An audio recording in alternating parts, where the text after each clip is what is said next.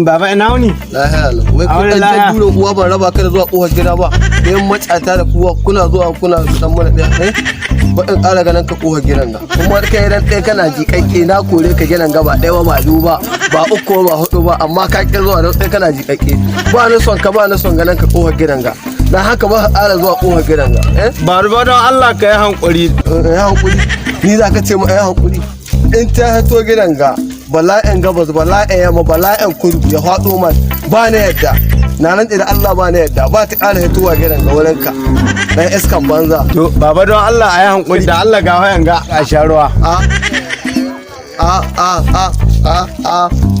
Dama irin ku na kajera ɗayan mutunci ɗayan girma wa almasin sutura. To ko yanzu haka son ta ina iya kira ma wallahi.